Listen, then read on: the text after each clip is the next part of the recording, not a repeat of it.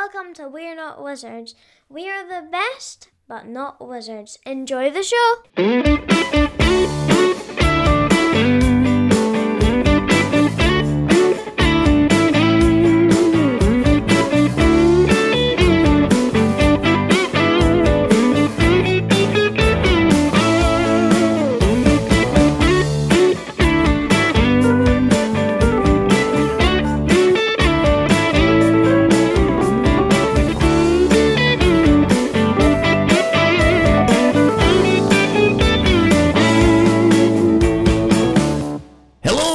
And welcome to another episode of We're Not Wizards, the Scottish version, because today we're going to be doing all things Scottish. Hello, welcome to We're Not Wizards. My name's Richard.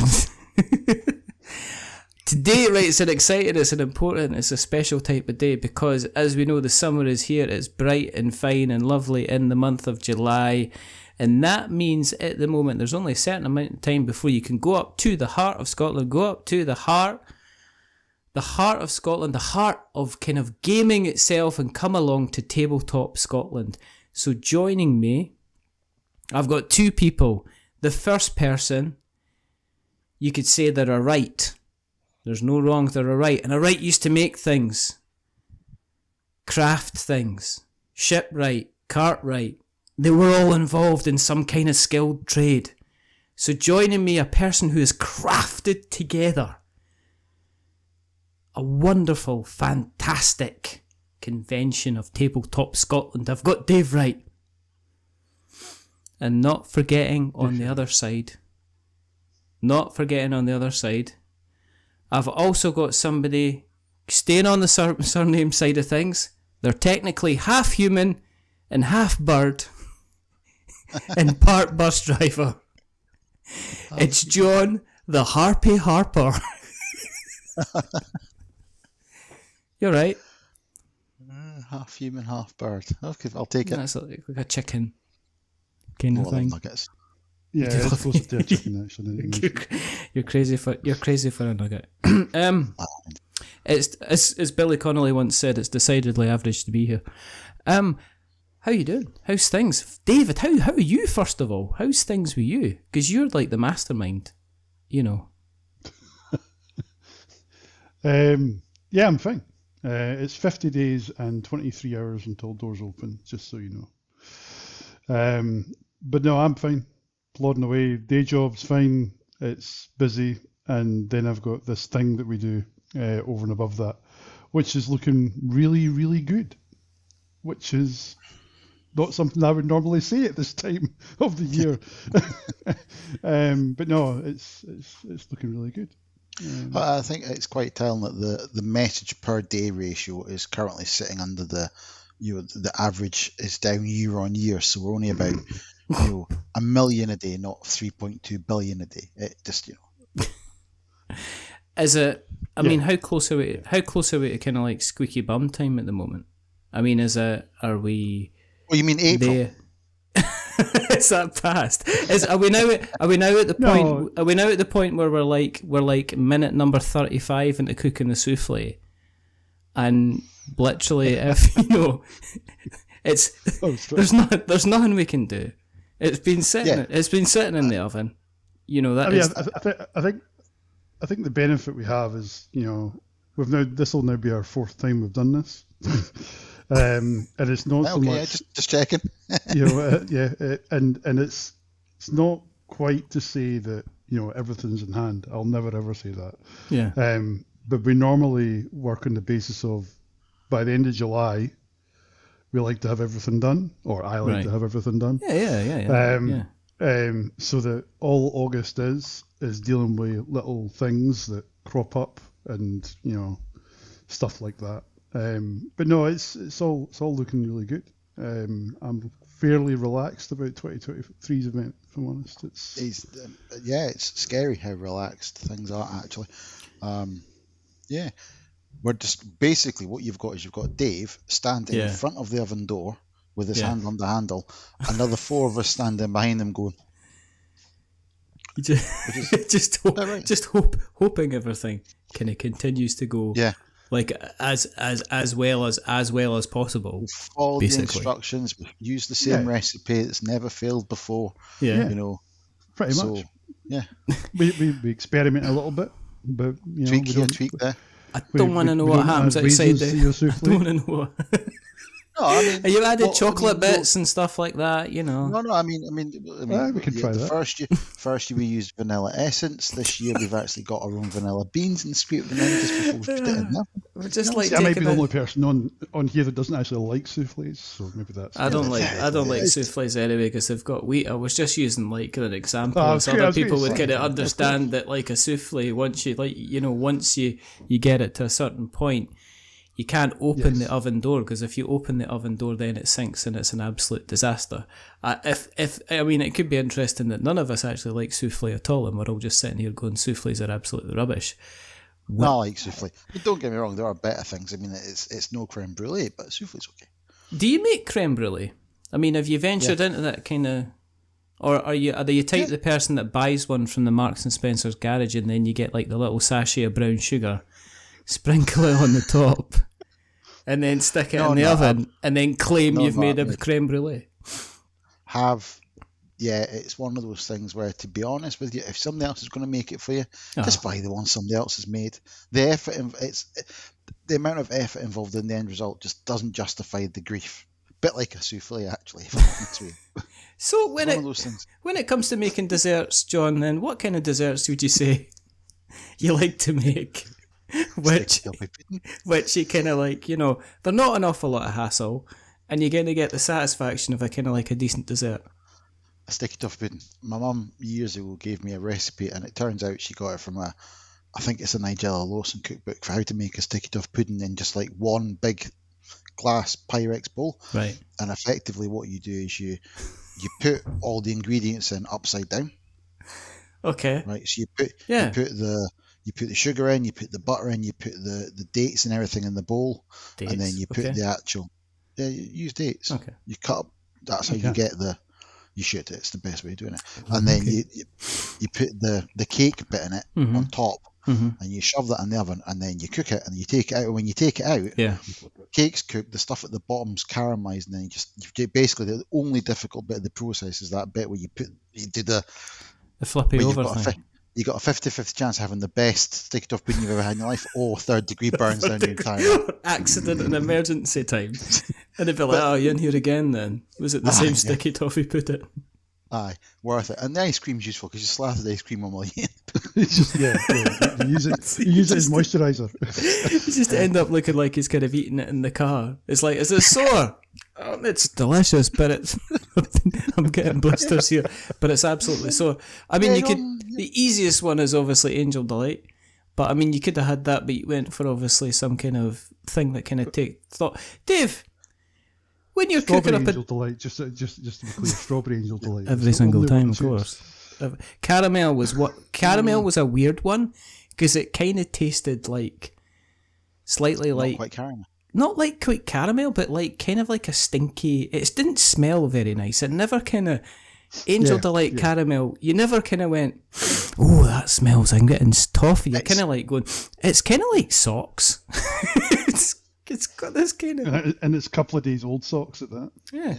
It's caramel as described by. If somebody described caramel and somebody else made caramel, that's what you'd end up with. It's like you've just kind of missed that essence of caramelness, but it's the right colour. And I know, but I like chocolate strawberry angel. I like chocolate Angel Delight, but I'm a weirdo. So. We are discovering quite quickly that John's a bit of a dessert snob. As we could find, because you can imagine he's probably not had dessert Angel Delight in his cupboard since about 1985. There's a packet in there right now. Is there? There's not.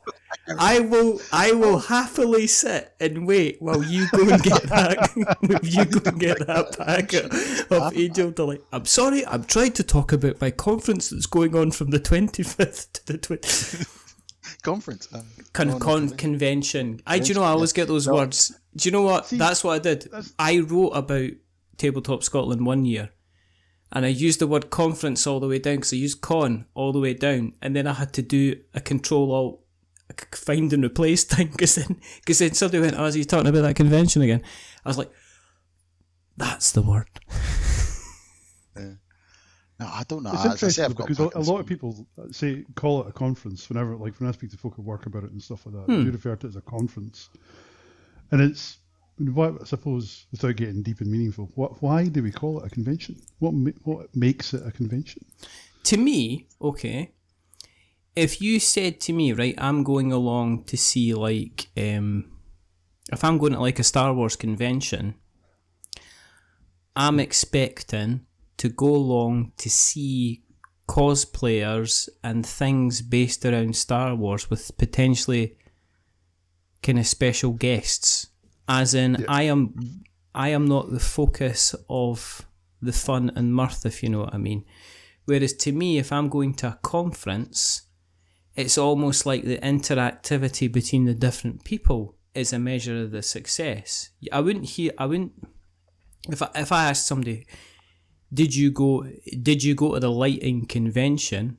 It's like, yeah, brilliant. We got to see the new LED things that they're doing, and it's absolutely fantastic. And they're talking about a specific thing. Where if you said, did you go to the lighting conference? It's like, I met Joe, and I met Freddie, and I met Iqbal, and I met Samara, and we all had a really good chat. So I'm wondering maybe if for all this time, all these people calling themselves cons actually should be calling themselves conferences. Well, the OED define a large meeting or conference, especially of members of a political party or political professional group. Are we? You always have to bring politics into these things, eh? just didn't. Sorry, it wasn't me. You can blame the OED for that. I don't know whether you brought. I mean, you're like that. You got it right next to the Angel Delight. You're like that chocolate Angel Delight. I keep a full copy of the Oxford English Dictionary in my kitchen of all places.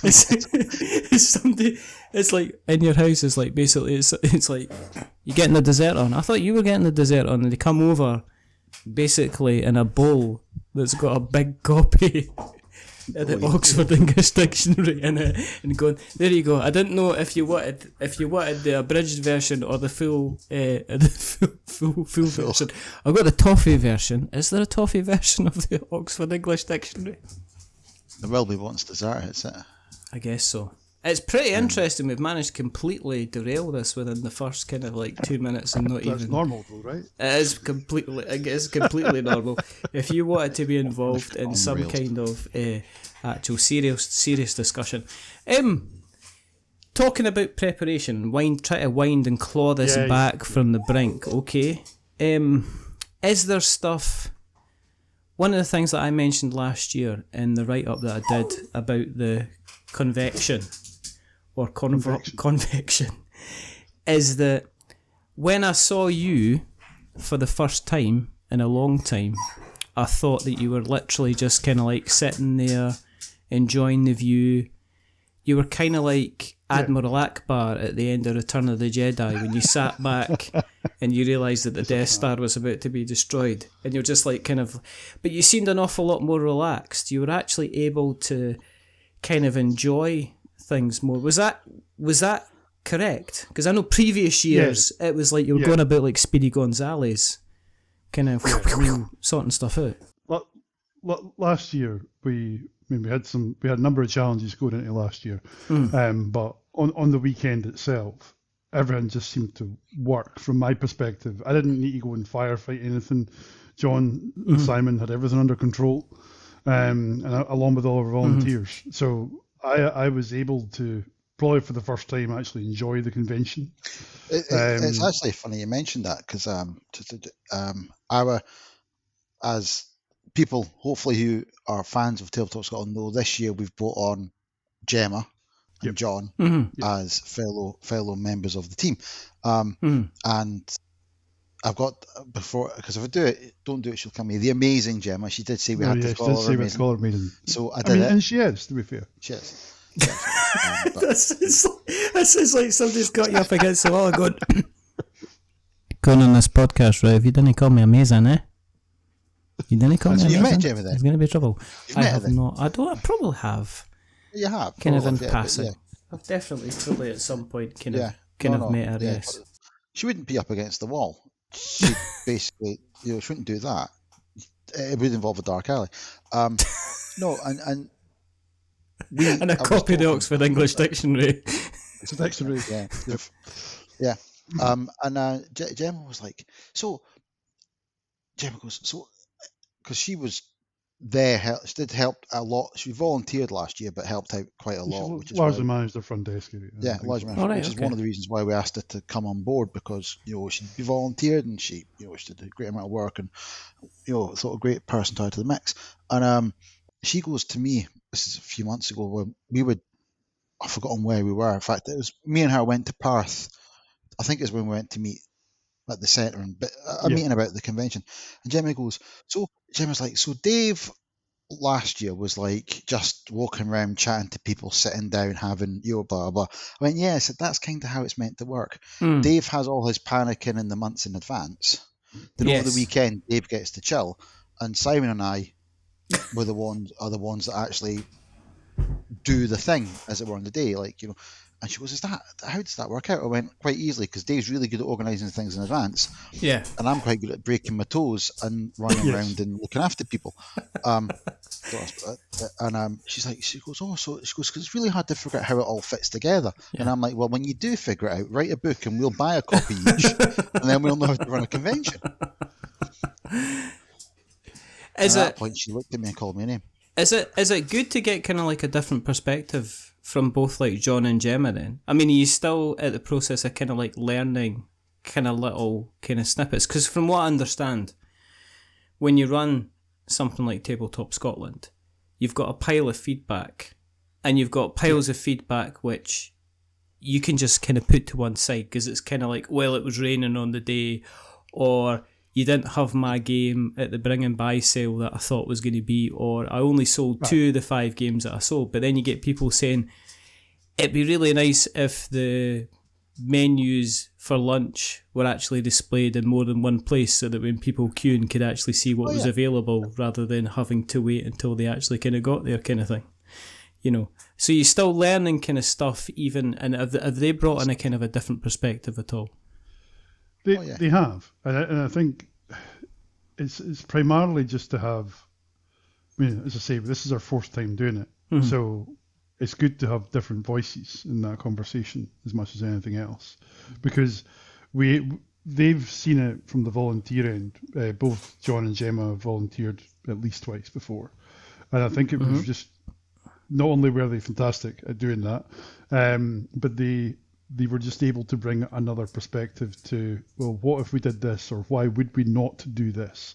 Because a lot of the feedback we get is very, very, very positive. Don't get me wrong, and that's lovely, and it genuinely is lovely. But it's also little nuggets that kind of float within that feedback that you go, okay, we didn't see this, or whatever it is. Then let's see what we can do about that. And to be fair, there's probably a lot of that we can't really do anything about.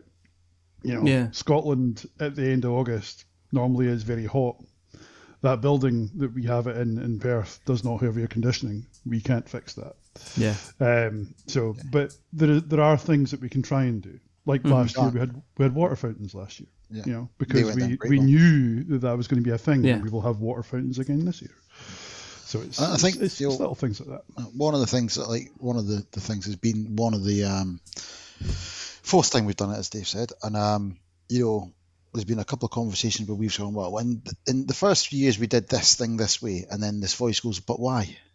Yeah. Well, that's where we did it, but why? Yeah. Okay, actually, that just having somebody else look at it from you go, well, you might have done it that way, that first you said whatever, but here's the but why, and then, well, actually, but why did we do it that way?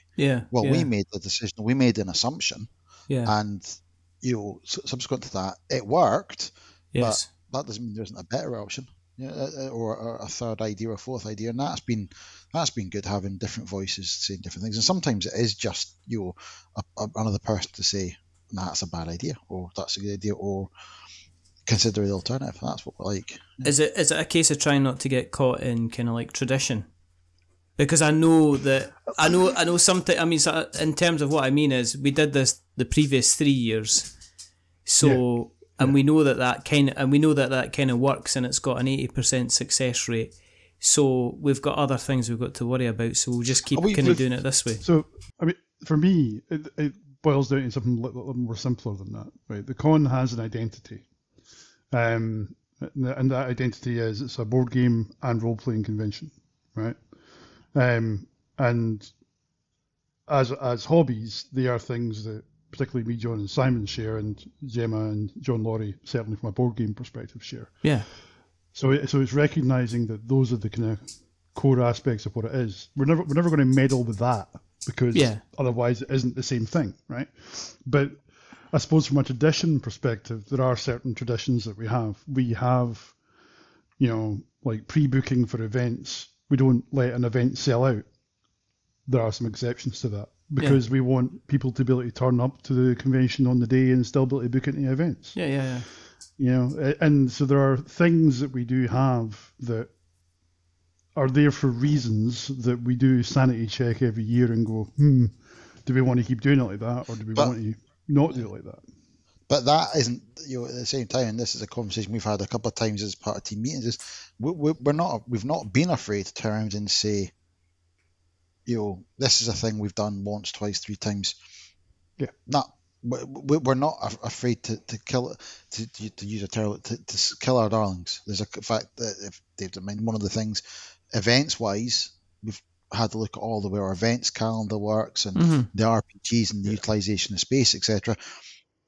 This year we're keeping the pub quiz because that's been a huge, fantastic success. Yeah. But we've decided not to have any seminars this year. Yeah. Which we had the first 3 years. And that isn't to say seminars aren't great and we didn't have great content and we didn't have great guests, because we did. I particularly enjoyed offending more than one room of people at a time. And I'm sure they enjoyed being offended by me. But ultimately, we looked at what people were asking us for, what people in the feedback said they really enjoyed, didn't enjoy, and for lack of a better term, the value each particular thing was bringing to the convention. And this year it made more sense to take the space we were using for the seminars and use it for other things. In part because we have no more space within that building, right? We're using every square centimetre of that building as it is. So the seminar room, as it was, the hay room as it was used in the past for seminars, we had to think about, as John said, is there a better way of utilising that space? Because we work on the assumption the event grows every year, not hugely, because that would be silly, but if it does grow hugely, we need to have capacity for the things that people are there to actually do. So that's why we don't have seminars this year. That's simply the only reason. And because as much as they were great content and great for people, and people enjoyed it, and the feedback on them was always consistently good. We never really had any bad feedback about it. Was that the thing people ask us about, in particular, as Dave said, board games and role playing games. Yes. By far and away the most popular part of the convention, and the thing that stands out is the sheer amount of RPG space we have relative to other conventions. Other conventions with much higher attendance figures, we may have less bodies, but we've got way more role-playing games going on, and we're quite proud of that. So that's the big that's the thing we know draws in our attendees. So let's maximise that, and it's a trade-off. All things that doing, there's multiple trade-offs in there, but yeah. Are you been surprised that there's been such a take-up in the kind of the RPG stuff, or do you think it was maybe something that wasn't properly being kind of serviced before? Because I think it's easy to forget that things like Critical Role. Now, when I look at, say, when I occasionally, not every day, look at the Apple podcast charts, there's always some kind of Critical Role thing within the top 5, top 5, top 10. There's always somebody listening to kind of like the podcast. There's always somebody listening to the live role play. And is that something that's kind of helped, do you think, kind of a success giving a home, because I'm not sure of many other. I'm not sure what the setup is on, like, say, the UK Games Expo. I'm assuming it's more at the kind of the board game. It is. I think so. The thing with Expo is, just to touch on that, the Hilton is basically their RPG venue, right? They also have a couple of other things there as well. Yeah. But the Hilton at the NEC is basically just full of RPGs, and it's where I spend most of my time when I'm at Expo. Not to play RPGs, to sit in the bar. Hilton bar. The Hilton bar. And Dragon Meet in London also has a lot of RPGs as well. And I think the two of them are probably the only two conventions in the UK that have more RPGs than we do. And that's But again, it's a good thing. You know, let's be frank. You can take Expo out the picture there because it is what it is. It's it's the Great Blue Whale. It's the third largest convention in the world, after all. So certainly after this year. And then Dragon Meet one day. Yeah. London. Again, it's what you mentioned about the the market, as it were. To use a terrible term. And I think one of the things that has played massively in our favour is nothing like this has happened before us on this scale in Scotland. Yeah. Have been smaller things. There's other events, but in terms of scale and how it's put together, starting with 2018, we've delivered something that's new in Scotland. And we've got a marketplace that was untapped effectively. There's 6 million people in Scotland. A few of them like RPGs. And it was kind of like board games. Yeah, in 2018, the RPGs that we had, as with pretty much everything that we had in 2018, was a bit of an experiment to see is there actually demand for this at a con. And we had, I think it was roughly 70 sessions in 2018. This year we've got 140 sessions of RPGs. Wow, okay.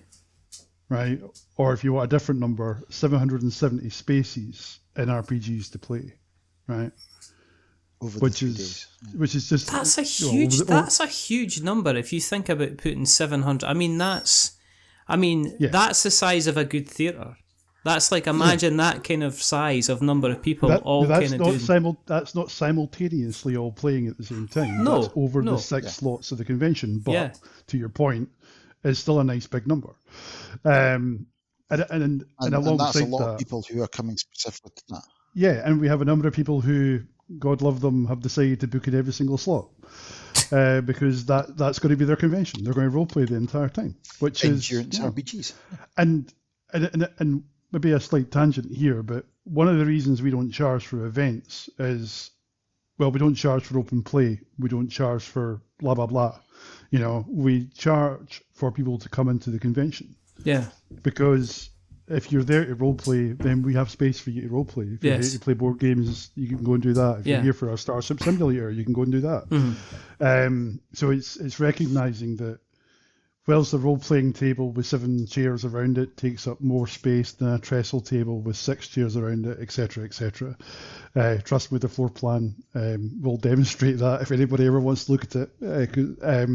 But it's the sort of thing that doesn't matter to us. Mm-hmm. We are a board gaming and role-playing convention, so we will have a strong role-playing contingent. Have you then thought about doing kind of like doing like a kind of a breakaway mini event then? So is that because obviously you got things like Compulsion in Edinburgh, which I believe is actually, I think that's kind of finishing up, because I think the TVA is getting kind of refurbished, which means it is. It's going to be closed until I think it's the tail end of next year, which could mean that there won't be a Compulsion next year or the year after. Yeah. Which in real terms means 2025, because they're never going to do it in time. Yeah, but it's the sort of thing that have we thought about it? Well, let me rephrase that. Have people asked us to? Yes. Yes. During the pandemic, I did an online RPG convention that raised almost £8,000 for charity in 2 years, because it was something to do, frankly. And it was an easy thing to run as an online con. Yeah. And the people who were involved in that are among those people that say to me, so why don't you do one? And it's more about, this event, whilst the focus is on that weekend, it is a year-round piece of work. Yes. Yeah, it is, yeah. Right? So it's funny enough, it goes back to what we were talking about earlier. It's Angel Delight versus Creme Brulee. So are you saying that RPGs have the quality of, like, I'm listening to this because I could understand, right? I'm concerned. I am very concerned about where you're going with this. If you're talking about, are you saying Critical Role is the Angel Delight of entertainment? No, what I'm saying is... Is that what you're saying, John? What I'm saying is we have one creme brulee of an event a year. Right, okay. Right? And it'd be quite easy to produce. I say easy. We have the tools. 20 minutes in a packet with some milk, I'm guessing. Yeah, right. And a good whisk. To produce smaller, more occasional, smaller, more common events. Aye. Right? It could... I've no doubt whatsoever that if the five of us wanted to tomorrow, we could turn around and say, right, let's do a mini or smaller convention because we can, right? But we doesn't mean we should. And yeah, and there's an element do you want mass produce or do you want the best thing you can make? There's an element of, well, I don't really want to, because if there's a need for more conventions in Scotland, then I'm kind of hoping someone else will do that and will ask us for our support. Yeah. As an example, there's going to be an event in Inverness next April. And it's primarily going to be, it's fairly small. They haven't talked about numbers yet, but it's going to be in April, and I've already been speaking to Linda a lot about that as to how we can help, and stuff like that. And that came from an idea of they wanted to have a D&D event in Inverness, and I was like, well, don't make it just Dungeons and Dragons. Yeah. Think about what your attendees would want to see when they go there. What do you want them to do? Engage with that local community and all those kind of things that you do. So that's now turned into a thing, and they've gone privately public, if you follow me, on dates and stuff like that. Yeah. But when they're ready to go properly public, we'll be shouting about that as loud as anybody, because it's great. Hopefully, if the winds line up, maybe make a trip. I mean, it's we want to do the thing we can do as well as we can do it, and at the end of the day, that's what the convention has to be. It has to be the best thing we can produce. If it's not going to be the best thing we can produce, then frankly, why are we wasting our time? Yeah. Yeah, and you got to recognise that the only reason the thing exists was because nobody else did it before us, in some respects, because we spent, in fact, two and a bit years talking about this as a concept before we even went to the Juror Centre to talk to them about hosting it. Yeah, and it was the sort of thing. Let's not repeat that story.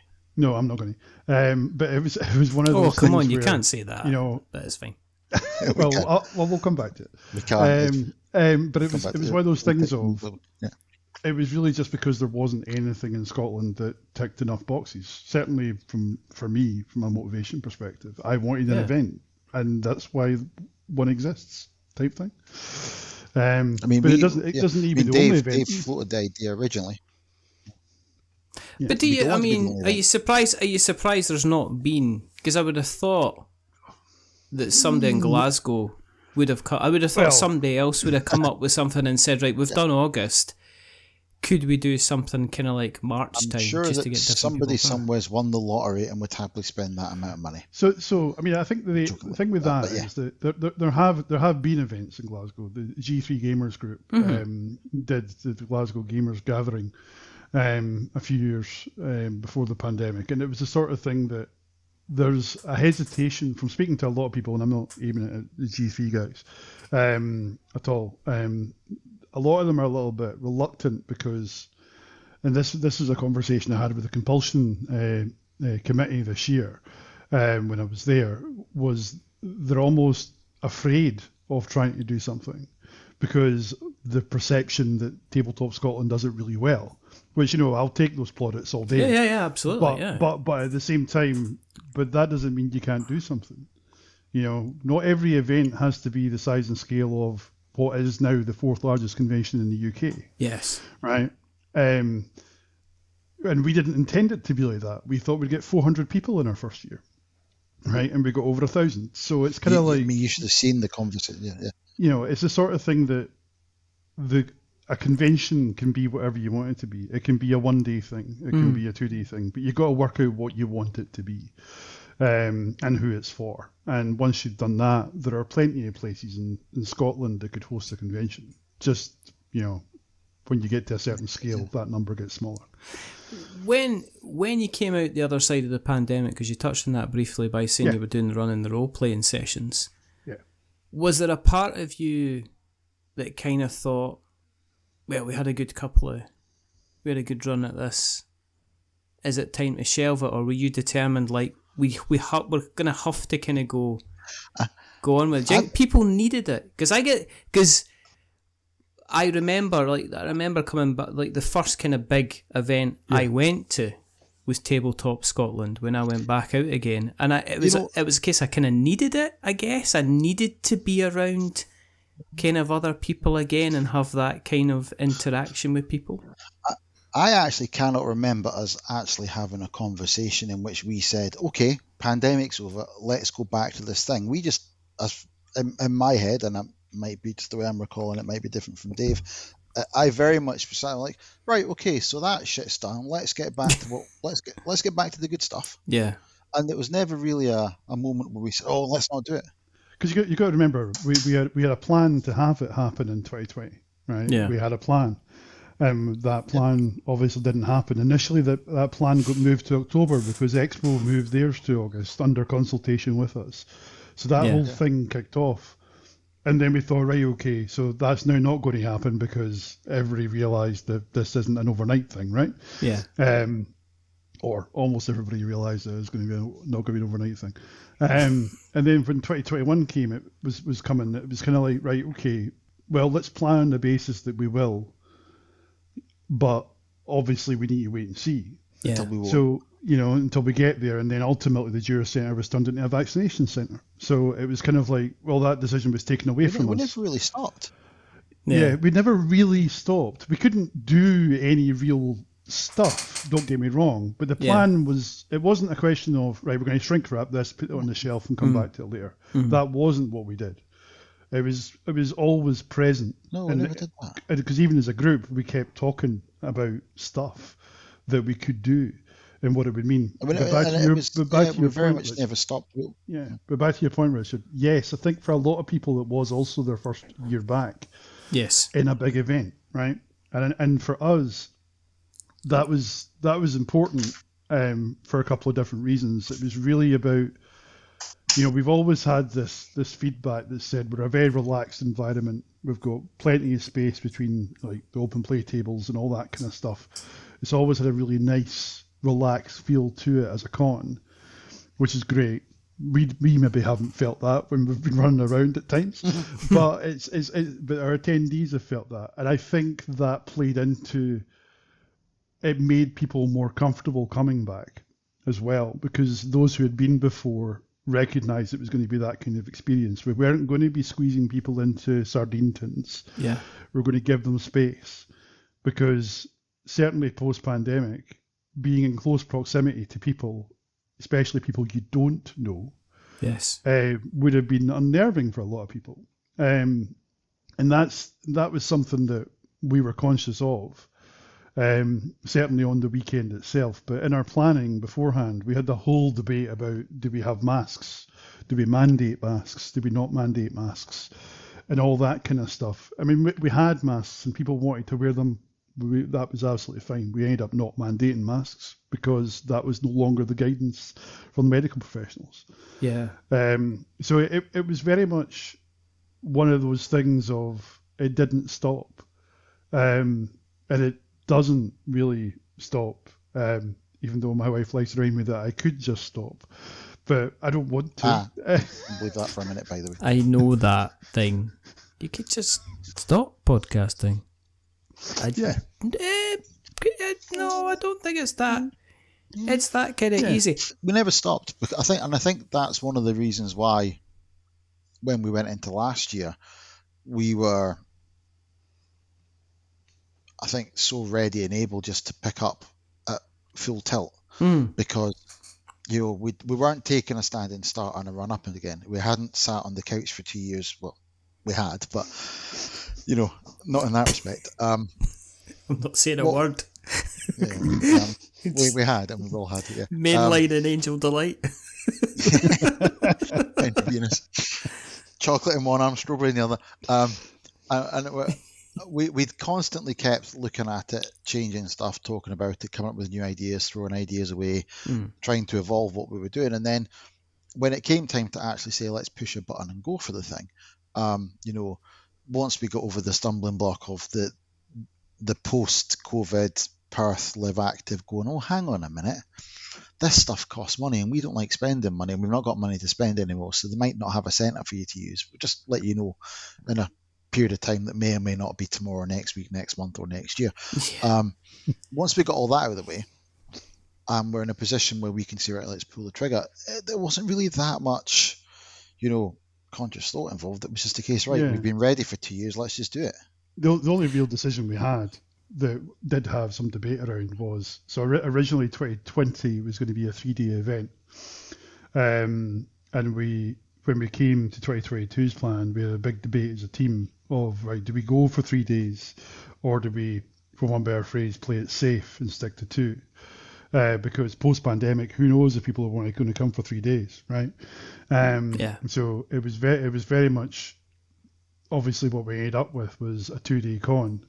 And that was in part through our own decision making. In fact, 99% of it was our own decision making, but it was also by taking feedback from our exhibitors, which we also did for making this year's event a 3-day event, by taking feedback from our exhibitors. So they're not trading this year, but we have it open to attendees. And it's just having that kind of easing us back into it, you know, in a way. That's what last year was. We're not going to do anything silly. We'll experiment a little, but we're not going to suddenly make it a 3-day event after a 2-year break, you know, an enforced break. I think what once we, you know, actually look back on it, I think the thing that stood out for me was the fact that we'd had a 2-year break. We'd opted not to go for day 3, and we thought to ourselves, well, we've always asked that, how much do we want to grow this question? You know, we've very deliberately sat down and said, you know, after the first year, right, how much do we want to grow? How much can we grow? Do we think we can grow? And what does that growth look like? And when we talked about last year, we thought, right, do we add the 3rd day? Well, no, because the last 2 years have been a complete and utter, complete and utter weird situation for everything and everyone. The whole world's turned upside down. We don't know what's going to happen. We genuinely weren't sure what it would look like in terms of when we turn the ticket sales on, what's going to happen. Are people going to go, I'm not interested in going to a convention anymore, I don't want to do that again? Or people going to be at it like a pack of rabid dogs?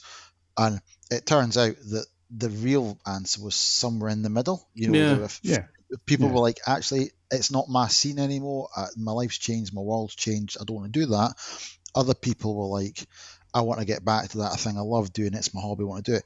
And there was a real nice arrival of lots of people who've, like, during the pandemic, a friend of mine said, let's play a game online because we're all stuck in our houses, and somebody else said, well, I don't know how to play D&D, do you want to try D&D? And there's all these people saying, actually, I've been playing it online for 2 years, and I spoke to people who said, I'm sure Dave said, I've been playing it online for 2 years, I've been playing D&D online, I've been playing board games online, and then rock up and like, I'm doing it for the first time in person. We had a number of Dungeon Masters who ran our D&D events last year that was the first time they'd run anything in person. Physical DMing, Are these the guys? Are these the folk that went about and they were wearing big rectangular bits of cardboard around them because that was the only way they were able to do DMing? Because they pretended that they were still kind of on some kind of screen. Because I saw them. The players feel like that every 2 minutes. The difficulty turning around in a corridor. No, and it was good to see that, and also somehow, despite having had a 2-year gap, we ended up with growth. Yeah, we did. Yeah. 20% growth over 2019, which was nice. Cool. So what about this year then? When it comes to, if people are walking through the door, what are they expecting to see when they walk through the door? What kind of events have you got going on? Is it the same as last time? Is it slightly different? I mean, who would you say is going to be the kind of the main people? Well, I mean, the event side of stuff this year is, we'll put the RPGs to one side for a minute, because that's a whole list of its own rights. Returning favourites, Starship Simulator on Saturday and Sunday. For those that haven't done it, it's fantastic. For those that have done it and keep coming back, it's still fantastic. That's been, that's been hugely popular, and it's, Nigel and Sarah and from One for Elephant and family do it every year. The Kennington's fantastic, love it. We've got returning Giant Walk the Plank, because everyone loves throwing people into water dressed as pirates. And Sadly, shouting once again, for legal and insurance persons, it's not happening in the swimming pool. What can I say? We've got a Warhammer Underworlds tournament on the Sunday again, returning Warhammer Underworlds. We've got our hobbycraft tutorials and open painting, and that's returning again. We've got Blood on the Clock Tower again. That went down hugely last year, and I think, was it 6 sessions this year, Dave? Yeah, I mean, we had Lloyd. I don't know if you know Lloyd, Richard, Lloyd Gann, who came up last year, who does some work for Modiphius and various other things. He offered. He was in one of the panels last year, and he said to me, "I need to do something." And I was like, "Oh, what can you do?" Let's. I'll run some Blood on the Clock Tower. So we ran. So he ran some Blood on the Clock Tower last year, and it was kind of like, and it was so popular that it was kind of like, okay, we had people doing breakout games of it in the halls, and it was kind of like, right, okay, we need to actually have an actual offering of Blood on the Clock Tower this year. So we've got 6 sessions over the weekend, and funnily enough, they were one of the first things that the pre-bookable spaces got filled, because people want it. It's a big game, because it won a lot of awards through BGG, didn't it? Social gaming phenomenon, isn't it? And Lloyd was coming up and kind of helping with that. So he came up last year, and it was literally a conversation, and I've not said these words yet, John, so feel free to shout at me. It was a conversation at breakfast on the Sunday at Gen Con. Shut up. where he said to me, well, what can I do? And I was like, well, you could run something. What could you run? I'll run some Blood on the Clock Tower. It's like, right. Okay. And as I say, they went really well. Yeah. So this year it was really easy to say, right, we'll have more of that. Now, he's not running any of it. He is coming up. Yeah. But there's three people running 2 sessions each of that.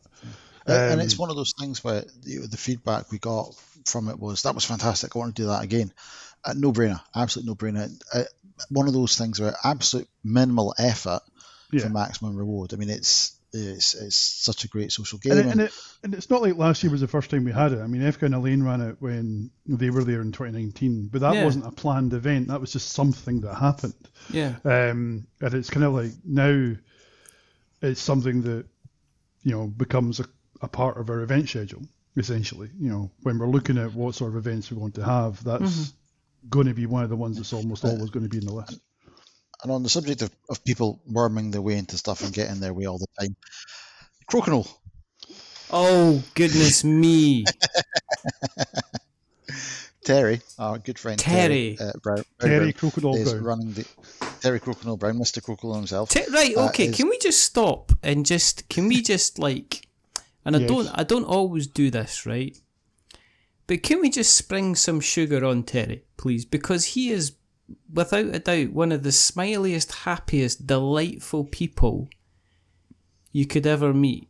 He's always, I see him on quite a regular basis at the club, but I've never met anybody who he kind of never, he never comes across like, probably regardless of the type of week that he's had or something like that, he never ever comes across like anything seems to be a bother or anything's a hassle. And I'm just, it kind of, it makes me happy to see him, but also it throws me into a blind rage that I'm obviously so old and bitter that I can't be how Terry is. So if you're listening to, and I hope you do, you are listening to this, Terry, it's kind of like I raise a glass in your kind of your general direction, because he is running Crokinole, and for people who haven't tried Crokinole, I think, to be honest, that's kind of like one of the it's pretty much one of the key things that you could try.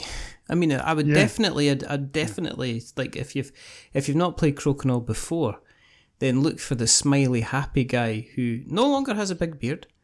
That was a scary thing. See, post-pandemic, it was like looking at a very, very slightly unsettling Santa Claus. But at the same time, if you've not played Crokinole before, then by all means seek him down, and he'll definitely help you out. So that we've got Crokinole, the Scottish Grand Prix of Crokinole. Wow. We've got that. You can win the claret jug if you win that tournament. He's got a claret. So we've got that, but we've also going to have tables set up, Crokinole boards set up for people to learn to play the game and practice and stuff like that as well. Mm-hmm. I say we're going to have that. Terry's going to basically form a line of all the attendees and make them one at a time learn to play. And it's kind of to give it some context, because as we were alluding to earlier on, we don't have panels this year, so the events like Crokinole are actually going to be upstairs, which means that Crokinole is going to be right beside the bar. Wow. Right. And there are plans, or more accurately, Terry has plans to have stuff on the Friday night for Crokinole, and have side events that just happen. So if you are a Crokinole player, and judging by it being the first event to sell out on our schedule, there's quite a few of them who want to come. That's great, and that's all down to him, because he's very much a part of that community, as it were. He ran the UK Games, he ran the UK Championships event at UK Games Expo. Who knew there was so many people that kind of like to flick a little kind of disc into a hole and just stare at the other person and go, "You do it then." Because that's what it seems to be. It seems to be psychological, and it's like chess with one piece, and you just see them. It's like if you've ever seen kind of like the really professional kind of 10-pin bowling, where it's literally it's not down to how many strikes you get, it's down to how many strikes you miss. Yes. And you just see these people just with their fingers that they probably wrap in cotton wool when they're not using them, just flicking. And that was what it was like at the final expo, because it was literally a question of 20. So that's how many points you get if you get it straight in the hole. Yeah. It was just 20. Oh, not a 20. Right, okay. It suddenly got interesting. But yeah, it is what it is. It's very popular, as you said. It is very popular.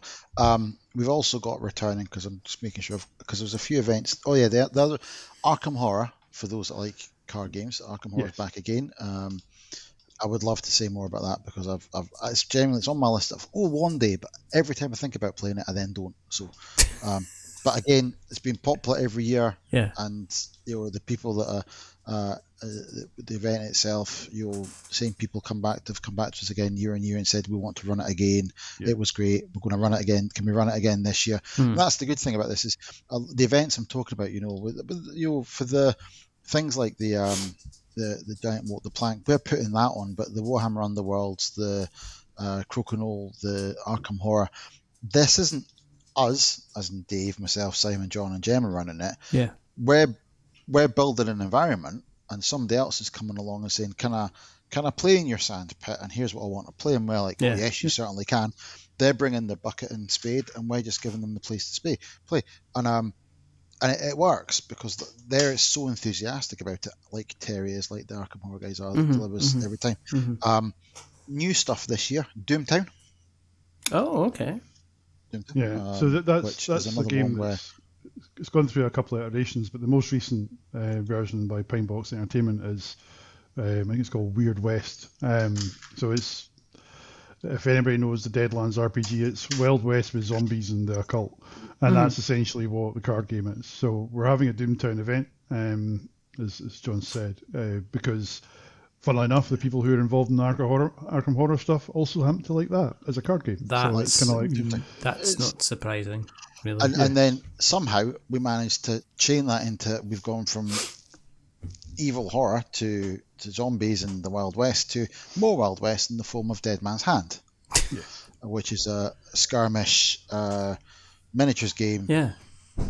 Which this year we've got a Dead Man's Hand tournament, which is being run by Brian from Dwarf, Brian Forrester, the chairman for Dwarf. Yeah.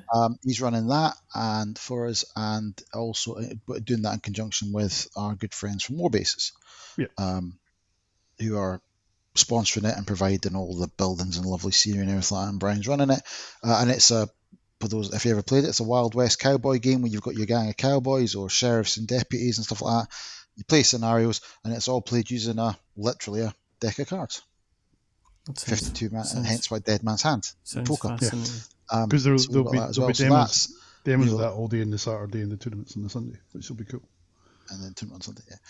So again, we've kept those core favourites that people like. The ones that, walk the plank might not be everyone's cup of tea, but everyone enjoys it. You've never seen everyone taking part in it enjoys it. Maybe not necessarily everybody sitting around it when it's happening enjoys it. Well, no, I mean, I enjoy watching it. I enjoy watching it. Their problem.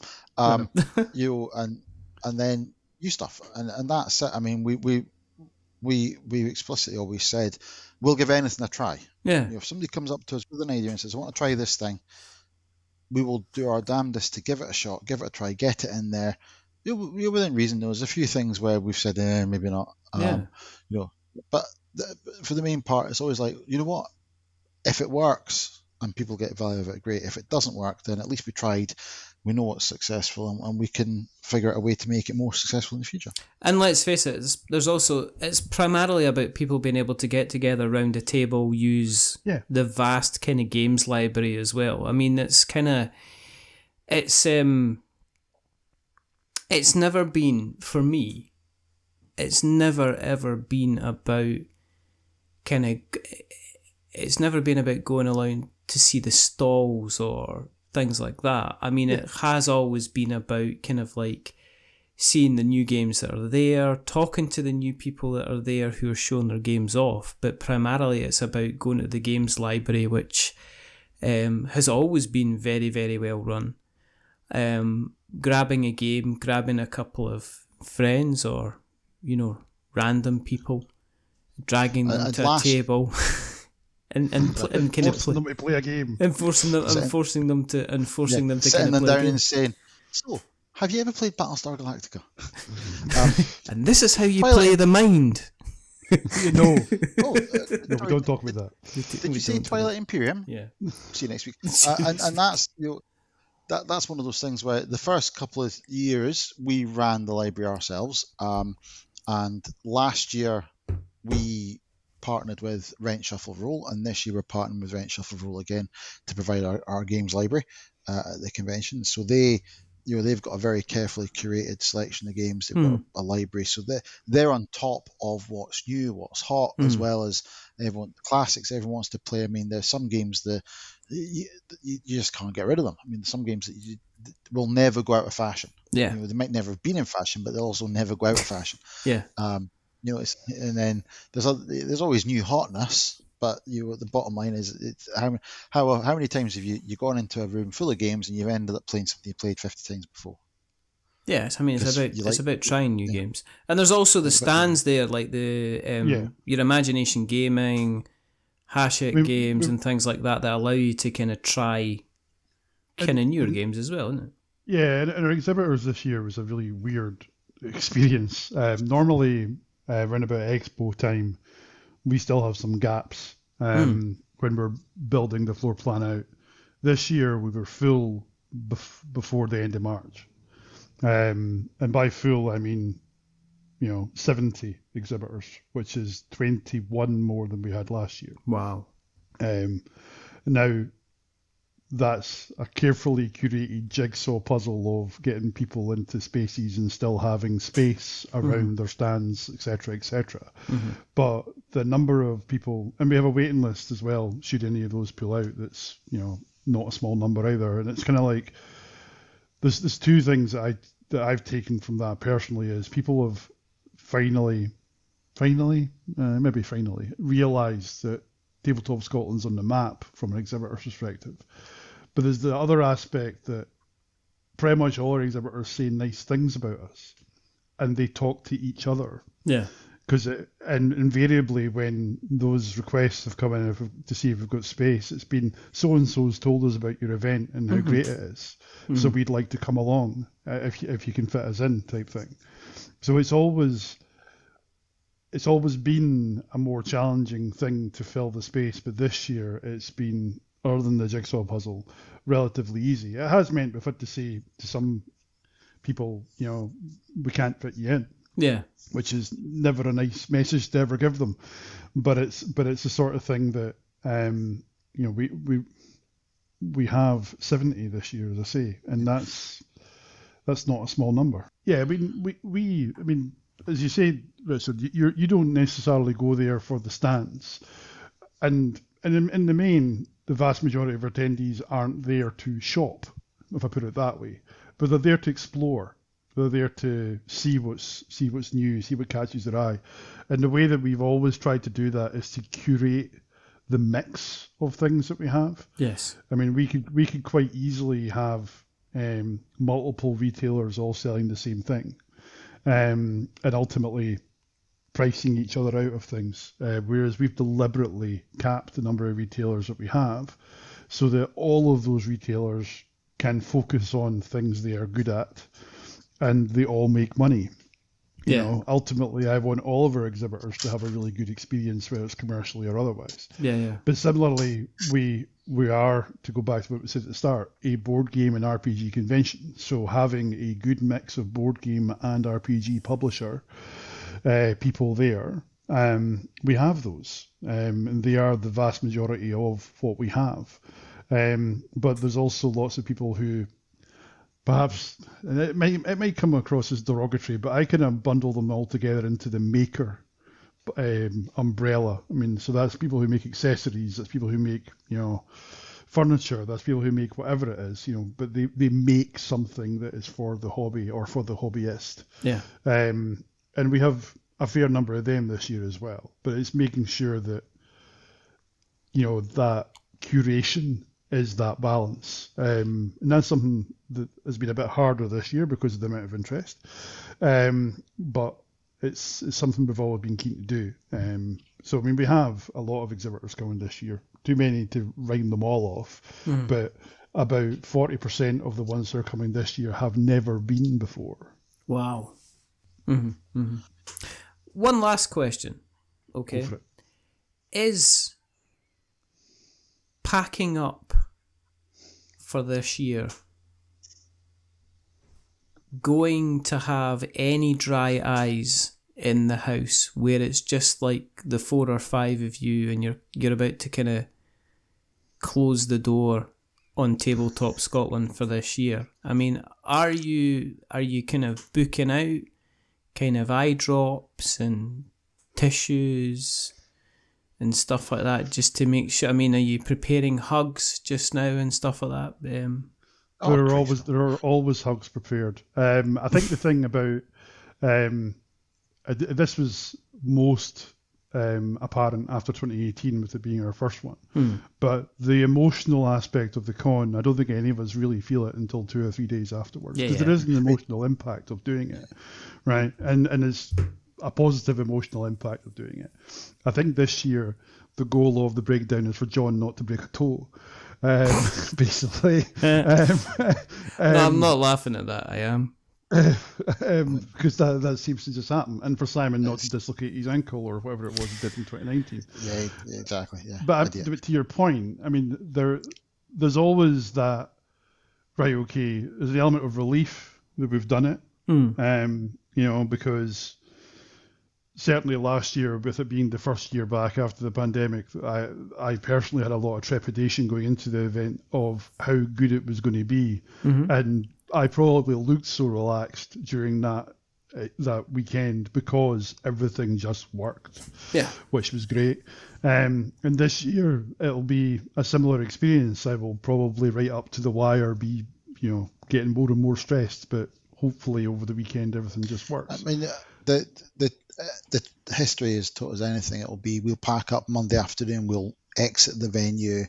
We'll do 25 different sweeps to make sure we've got everything out that we're meant to have out, and who's taking what to our storage facility, and make sure everything's loaded in the van, and who's delivering Simon in whatever physical conditions into where he's going, and all that sort of stuff. And then I'm going to swear, so there you go. We'll tell each other to fuck off and not speak to each other for 2 weeks. Yeah. And it works. And it's not because we don't want to speak to each other. It's just at that point we're still on that emotional ride of the experience, right? Yeah. So we kind of need to take that cooling off period. It's decompression.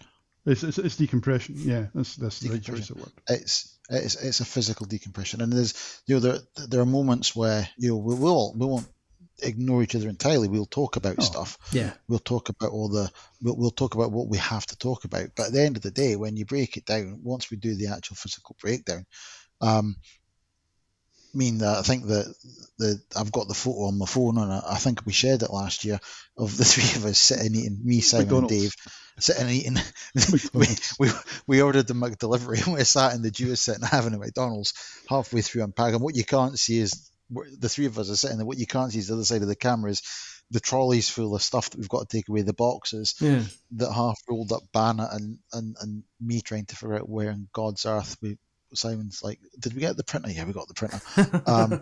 It's like, and did we unpack the office? And all of us checking at least 5 times to make sure that we'd emptied the office and we'd got all the money out of the office, because we had money in the office. Yeah. And once we've done all that, there is a period where we have to separate ourselves from it, and then we will be straight back on it. And then just do it all again. The fact is pretty much. The reality is that from an us point of view, the 2023 stuff has gone smoothly and nicely, fingers crossed, touch wood and all that. We're gearing up to, we're going through the motions as we went. We're building up towards it this year. We've been talking about 24 since 22. Not saying we're doing anything. We've been talking about it, so we won't stop talking about it. Same as we didn't stop talking about during the pandemic. Yeah. We have a couple of weeks where we have minimal contact, but I don't think we can give up now, can we? Well, I'd need to change my name. I'd need to move house. I wouldn't be able to play a board game or role playing game early ever again. Exactly. Dave would have to go into witness protection. Exactly. I'd be accused of murdering Dave. Gemma would be accused of masterminding the whole plot. Everyone knows Simon wouldn't do it anyway. It's way too much work for him to do that. And you'd go to prison. So there's, every cloud. Every cloud. Every cloud. Every cloud. Exactly. Every silver lining and all that. Every cloud. But I think we've got a great opportunity to showcase a million different things every year, and I think that what we've seen, and certainly what we've shown, is that because we're showcasing all these different things, people want it. Yeah. And as long as people want it, then we'll still do it. And if people do want it, where can they find it online, Dave? www.tabletopscotland.co.uk. And for those who obviously don't have the video benefit of this, I was giving Richard the thumbs up when he was doing that nice segue. And the convention is on from Friday the 25th of August through to Sunday the 27th of August, and the doors open to the public at 4 p.m. on the Friday, so that you can come and play games or whatever. And if you haven't already bought your tickets are, you can purchase from the websites. There are still plenty of sign-up spaces available. In fact, we put on had down more RPG slots yesterday, wasn't it, Dave? Yeah, or a couple of more games on demand, which is literally what it sounds like from a role-playing perspective. You turn up, the GM has a series of games that they can run, they pitch them at you, you choose one and you play it. We've added more slots for that. Good stuff. We've expanded the capacity on a couple of other things as well within the RPG space. And if you buy a weekend ticket, that's all 3 days. If you buy either a Saturday or Sunday ticket, you also get Friday entrance as well. Yeah, we're not charging for the Friday, basically. I'm not charging for Friday. Basically. How much are tickets?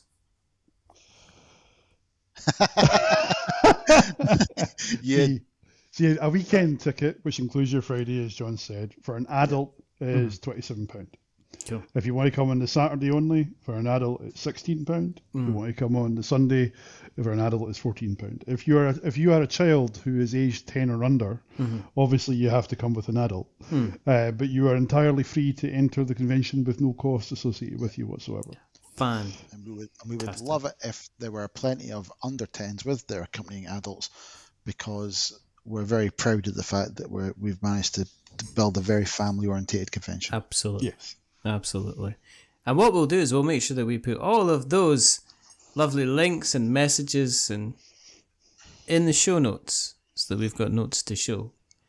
If you want to keep an eye on what we're up to, and I don't know why you do, just go and search for We're Not Wizards on the internet. You'll find us on all the different places with the worn out faces and bright and early for the daily races. But we ask you to do one thing or two things. First thing is to check out our blog. If you go to we'renotwizardstabletop.com, you can find out all the written things that I've written about when things that I like to write, and I write them down because I like to write about them. And I've written a couple of things about Tabletop Scotland, which are highly funny and entertaining because I'm a good writer.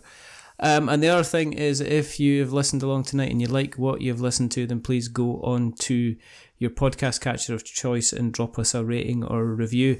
Spotify is the place to be, apparently. If you're listening on Spotify just now, then give us a rating. If you are going to be giving us a rating, don't give us 10 stars because it makes us big-headed. Don't give me 1 star because it makes us cry. Give us something in the middle, like 5, because it's average, and I'm just a little bit average. But the person who's not been average tonight, and the other one has been average, but I'll let them fight out who is who. I've got the man who puts it all together, sticks a roof on the top of it, and calls it a conference of cardboard. It's Mr. Dave Wright. And then he's here, he's been sitting at a table, he's given me a lot of editing work with all these door openings and closings that's been going on, which nobody will have heard because I'm such a good editor. It's the man who, if you died, he'd be probably the one who'd be picking through your corpse. It's Captain Harper himself.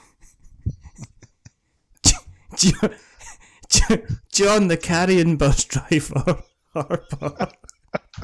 The carrion. That sounds about right. Yeah, I'll take it. And there's only 2 more things to do. Remember, the first thing to do is to remember that we're many things, but we're not wizards. Are we wizards, John? Level 19, I'll have you know. Right. Okay. Are we wizards, Dave? No, we're definitely not wizards. That's fantastic. You can do one, John. And the second thing is to say goodbye. So it's a goodbye from the wonderful, fantastic, the amazing, the talented, the most organised, spreadsheet-centric person that there is Dave. Say goodbye, Dave. Goodbye, Dave. And it's goodbye from ding ding. Everybody off. Mr. Harper. Say goodbye. Goodbye, Dave. It's goodbye from me. Remember, stay safe. Roll 6s. Get yourself up to Perth. 25th to 27th of August. It's an absolutely fantastic, wonderful time where you get to just immerse yourself in cardboard like Scrooge McDuck diving into a big pile of coins, and you can wear a top hat and put on a silly Scottish accent, just like me. But until the next time, oh hi the new.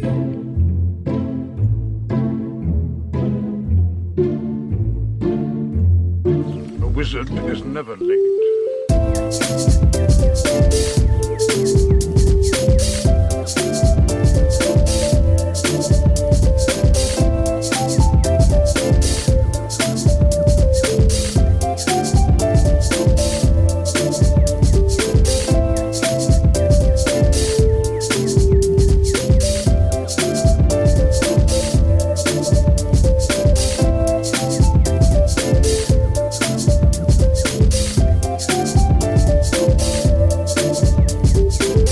Nor is he early. He arrives precisely when he means to.